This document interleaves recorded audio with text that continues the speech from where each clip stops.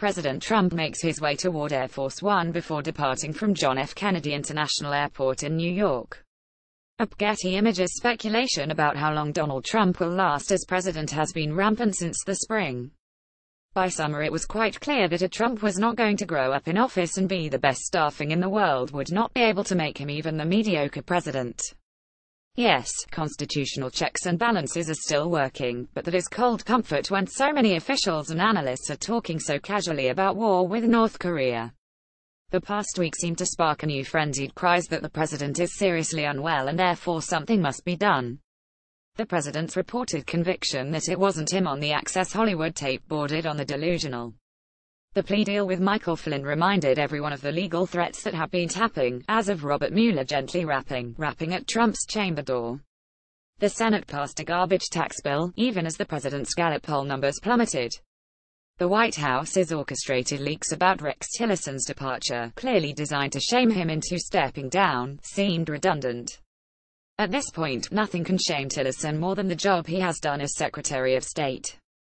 So it is no surprise that some hope the Mueller investigation will bring Trump down, or that the president will eat himself into a coronary. It is certainly possible that these things will happen. As someone who has vehemently opposed Trump for years, however, I hope they do not. To be clear, it is not that I believe the Mueller investigation to be a fruitless endeavor. In a little over 6 months, the special counsel has managed to indict Trump's former campaign manager and reach a plea deal with Trump's first national security advisor. The more malfeasance Mueller and his team exposes, the better. He has done a far better job of draining the swamp than the President of the United States. Still, if Trump is forced out by constitutional but unprecedented means, I fear the repercussions. Consider the 25th Amendment. As Ezra Klein observes, in a Vox article making the case for impeachment, no less, removing Trump this way would lead to all kinds of blowback. Imagine that Vice President Mike Pence and the cabinet did compel Trump to undergo psychiatric evaluation. And imagine the psychiatrist did return a diagnosis of some kind, be it early-stage dementia or narcissistic personality disorder. Plenty of psychiatrists stand ready to diagnose Trump with all manner of mental ailments, so this is not far-fetched. The vote is taken, and Trump is removed from office. To many of Trump's supporters, and perhaps many of his opponents, this would look like nothing less than a coup, the swamp swallowing the man who sought to drain it. Imagine the Breitbart headlines, the Fox News chyrons. And would they truly be wrong? Of course, this also undercuts Klein's argument for a lower threshold for impeachment. If Trump was removed from office that way, the political blowback would probably be the same. Regardless, in contrast to the 25th Amendment, impeaching and removing Trump from office remains a true hypothetical. In this polarized age, the only way Trump would be removed from office is if Democrats win 67 seats in the Senate.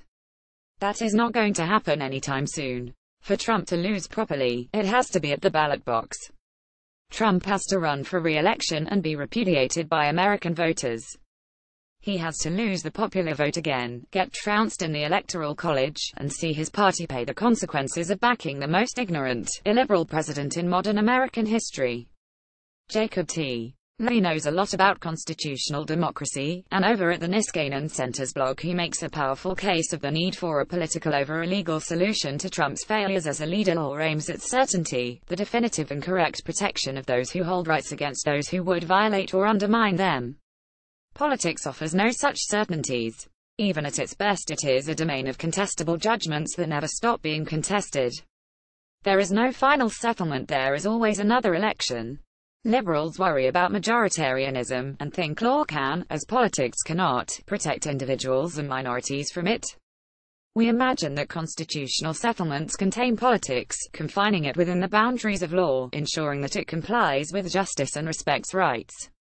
But they can't. The current administration shows why the defense of freedom and of the liberal society can't be an exclusively legal concern.